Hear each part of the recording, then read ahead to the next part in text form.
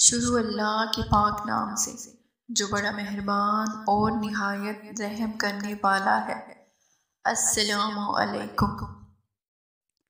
हज़रत इमाम जाफ़र सादिक़ अलैहिस्सलाम ने फरमाया, दुआ का तरीका ये है कि पहले खुदा की हम्द व तारीफ़ करो, फिर गुनाहों का इकरार करो और फिर अपनी हाजत को तलब करो। आप अलैहिस्सलाम ने फरमाया, अगर 40 मोमिन मिलकर अल्लाह ताला से दुआ मांगे, यकीन और इत्मीनान है कि वो दुआ ज़रूर कबूल होगी। अगर 40 लोग ना हों तो 4 लोग 10 बार अल्लाह ताला से दुआ मांगे तो वो दुआ भी उतना ही असर रखती है। और अगर एक बंदा 10 बार अल्लाह ताला से दुआ मांगे तो खुदावंदे अजीज और जबार उसकी दुआ कबूल करता है। आप अलैहिस्सलाम ने फरमाया, मुर्दा इंसान के लिए जब रहमत और मग़फ़िरत की दुआ की जाती है तो इसी तरह से खुश होता है जैसे जिंदा इंसान को तोहफा मिलने पर खुशी होती है।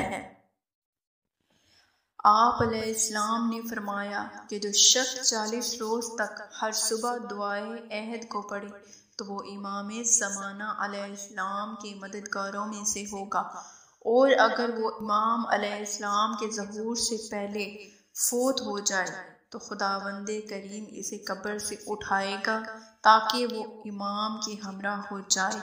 अल्लाह ताला इसकी दुआ के हर लफ्ज़ के बदले इसे 1000 नेकी अता करेगा और उसके 1000 गुनाह माफ कर देगा।